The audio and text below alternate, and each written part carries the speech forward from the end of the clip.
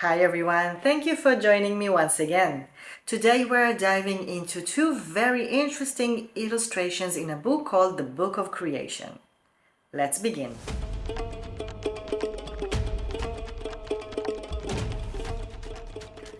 The Book of Creation in Jewish mysticism, Sefer Yetzirah in Hebrew, is a very unique book that researchers today research it as a book that stands alone. What does it mean? In Jewish mysticism, you have a lot of different ideas that change with time and with the people writing them. The Kabbalah, for example, the most famous thing that came out of the Jewish mysticism ideas, is not actually a single book or a single writer. It's not just the Zohar that everyone knows. It has a lot of different books and writers and people that combine things and added things throughout the generations. The Book of Creation, Sefer Yetzirah, is considered to be very ancient, way more ancient than the Kabbalah ideas, that of course take a lot from this book. Researchers today claim that the Book of Creation, Sefer Yetzirah, was written about 2,000 years ago, in the days of the Second Temple. Tradition claims that many other people wrote the book, either Abraham or Rabbi Akiva. Some even say that the man in the Garden of Eden was the first one to actually learn about this book, and he already had the knowledge and Abraham just wrote it. The reason it is called Book of Creation is because it talks about the elements that create the world. The two illustrations that we're looking at are very unique. We are looking at two very interesting illustrations. What we see in those two is a concept of the cosmos. What does it mean? In the heart of the painting, we see Earth, our planet. Either it says that or shows that. And within the place where Earth is supposed to be, we see a serpent, a snake, standing in the heart of creation. From there on, we can see layers of the heavens. In Jewish mysticism, the sky is not just one layer. It has at least 7 layers. In each and every layer, you can find a different quality of the divine. And you go up those heaven and those qualities until you reach the most spiritual point where you can find God. Those qualities are the one that will later on become the tree of life as we know it from Jewish mysticism. And we do know that within this tree, the serpent, the snake, sometimes goes up and down and also meets the Shekinah, the feminine divinity in Jewish mysticism. In each of the layers, we see the name of a planet: Venus, Mars, Mercury, and around it we see a circle, and the words in Hebrew within the circles are actually the astrological signs, the zodiac, Pisces, Leo, Virgo. When people try to understand how the world is built, you can see a combination, a mix of the beginning of science and ancient traditions and beliefs. Astrology, before it became something separate from science, was actually known as a scientific method. The word in Hebrew mazal comes from the ancient Akkadian word mazalatu, which means the way that our stars are laid in the heavens and influence the destiny of a person. So you can see here that everything that surrounds you is part of the divine. The serpent in the middle where earth is surrounded by words that say either fire, water, earth, the elements that create the world since the creation. And we know that serpents were ancient symbols connected to those creations and to earth.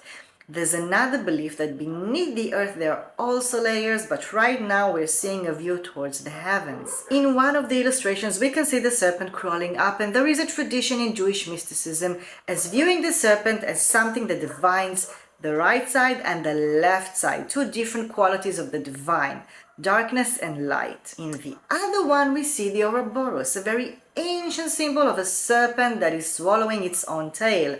We can find this symbol in Greek traditions and in ancient Egypt. Some say that Egypt is actually the tradition that brought this symbol into other ancient cultures. It symbolizes divine wisdom, eternity, health, rebirth, and we can find it here at the center of this illustration. This is not the only serpent that we meet in different layers of the world. In the book of Isaiah, we hear of a very special angel called Saraf. This angel has a few pairs of wings. Some of them are covering its face. And in some descriptions, we can see that the Saraf is actually a serpent, a flying serpent with wings, sometimes with hands and legs. It also connected with fire. Sometimes it flies when you have flames around it, and sometimes it takes burning stones from altars that are standing in front of God. Ancient cultures have amulets in the shape of flying serpents that they used against the evil eye or any bad thing that could happen. We can find it, for example, in Egypt. And in Jewish mysticism, this Saraf is actually resides in the heavens. There are traditions that when the Israelites are committing sins in the desert against God, he sends serpents, snakes, to hurt them. Some say that these are the Sarafs, the seraphim. When they are praying for help, he tells Moses to create a brass serpent, a copper serpent. Moses places it on the staff, and when people are looking at it, they are healed. In many mystical books or manuscripts, we can find other illustrations that are meant to dive into those secrets of the divine and actually activate them in reality and help us. These are called seals. You can see an example of them. These are geometrical different figures, and they also have words. Some of them are secret names of God. Some of them are names of angels, and some of them are combinations that basically to us they say nothing, and more than that, it's very hard to pronounce them.